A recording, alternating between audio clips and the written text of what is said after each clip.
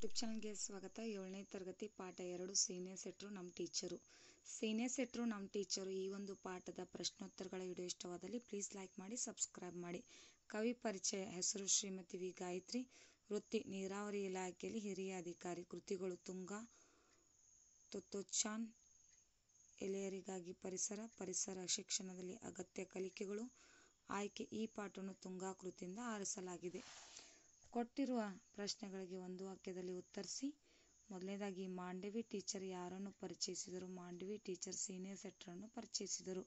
Senior ಸೆಟ್ರು ಜಮೀನಿನಲ್ಲಿ ಏನೇನು ಬೆಳೆಯುತ್ತಿದ್ದರು? ಸೀನಿಯರ್ ಸೆಟ್ರು ತಮ್ಮ ಜಮೀನಿನಲ್ಲಿ ಸಾಸಿವೆಯನ್ನು ಬೆಳೆಯುತ್ತಿದ್ದರು. ಒಬ್ಬರೇ ರೈತರಾಗಿದ್ದರು. ಮಕ್ಕಳು ಏನು ಹಾಕಿಕೊಂಡು ಗದ್ದೆಗೆ ಇಳಿದರು? ಮಕ್ಕಳು ಕಂಬಳಿಗೊಪ್ಪೆ ಹಾಕಿಕೊಂಡು ಗದ್ದೆಗೆ ಇಳಿದರು. ಹಾಲಪ್ಪನ ಕಾಲನ್ನು ಏನು ಕಚ್ಚಿತು? ಹಾಲಪ್ಪನ ಕಾಲನ್ನು ಒಂದು ನೀರಾವು ಕಚ್ಚಿತು. ಮನೆಯ ಆಟ ಮಕ್ಕಳಿಗೆ ಯಾವ ಟವರ್ ಆಗಿ ಪರಿವರ್ತಿತು? ಮನೆಯ ಆಟ ಮಕ್ಕಳಿಗೆ ಗದ್ದೆ ವೀಕ್ಷಣೆಯ ಟವರ್ ಆಗಿ ಪರಿವರ್ತನೆಗೊಂಡಿತು. ಕೊಟ್ಟಿರುವ ಪ್ರಶ್ನೆಗಳಿಗೆ 2-3 ವಾಕ್ಯಗಳಲ್ಲಿ ಉತ್ತರಿಸಿ. ಸೀನಿಯರ್ ಸೆಟ್ರು ವೇಷ ಹೇಗಿತ್ತು? ಸೀನಿಯರ್ ಸೆಟ್ರು ತುಂಬ ಹಳೆಯದಾದ ಒಗೆದ ಪಂಚೆಯನ್ನು ಸೊಂಟಕ್ಕೆ ಸುತ್ತಿ ಮೇಲಕ್ಕೆ ಎತ್ತಿ ಕಟ್ಟಿದರು.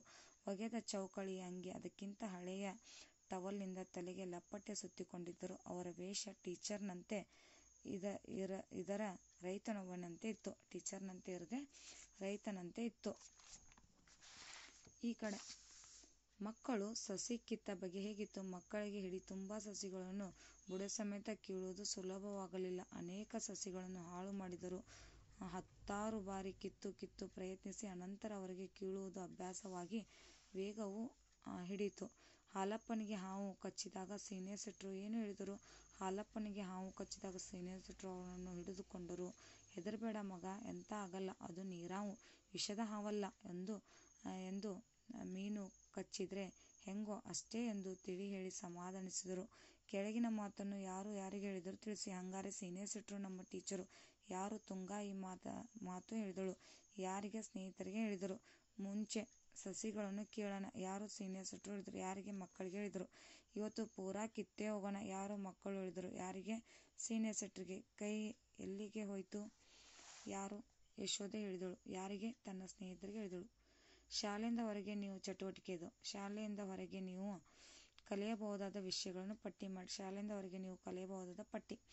ಶಾಲೆಯಲ್ಲಿ ನಾವು ಶೈಕ್ಷಣಿಕ ಪ್ರವಾಸಕ್ಕೆ ಇತಿಹಾಸ ಪ್ರಸಿದ್ಧ ಸ್ಥಳಗಳಿಗೆ ಭೇಟಿ ನೀಡಿದಾಗ ನಮ್ಮ ನಾಡಿನ ಇತಿಹಾಸ ತಿಳಿಯಬಹುದು. 2ನೇದು, ಶಾಲೆಯಲ್ಲಿ ನಾವು ಎಲ್ಲರೂ ನಮ್ಮ ಊರಿಂದ ಆಚೆ ಇರುವ ಅಕ್ಕಪಕ್ಕದ ಗುಡ್ಡ ಬೆಟ್ಟಗಳಿಗೆ ವೀಕ್ಷಣೆಗೆಂದು ಹೋದರೆ ಅಲ್ಲಿ ನಿಮಗೆ ಹಲವು ಬಗೆಯ ಔಷಧ ಸಸ್ಯಗಳನ್ನು ನೋಡಲು ಸಿಗುತ್ತದೆ.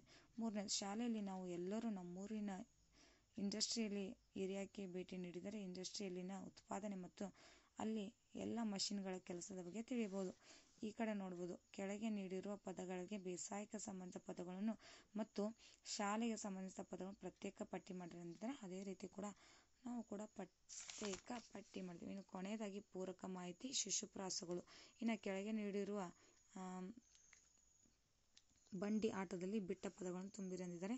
ಹಾಗೆ ಆ ಬಂಡಿ ಆಟದಲ್ಲಿ ಬಿಟ್ಟ ಪದಗಳನ್ನು ಕೂಡ ನಾನು ತುಂಬಿದ್ದೀನಿ. ಇನ್ನು ಮೊದಲನೇದಿಂದ ನಿಮಗೆ ಸೀನಿಯರ್ ಸೆಟ್ರು ಪಾಠದ ಮೊದಲನೇದು ಕವಿ ಪರಿಚಯನ ಬರೀಬೇಕು. ಆಮೇಲೆ ಕೊಟ್ಟಿರೋ ಪ್ರಶ್ನೆಗಳಿಗೆ ಉತ್ತರಗಳನ್ನು ಕೂಡ ಬರೀಬೇಕು. ನೆಕ್ಸ್ಟ್ 2-3 ವಾಕ್ಯದಲ್ಲಿ ಆದಮೇಲೆ ಕೆಳಗೆ ಮಾತು ಯಾರು ಯಾರಿಗೆ ಹೇಳಿದರು ಅನ್ನೋದನ್ನು ಕೂಡ ಇಲ್ಲಿ ಬರೆಯಲಾಗಿದೆ. ಆಮೇಲೆ ಈ ಕಡೆ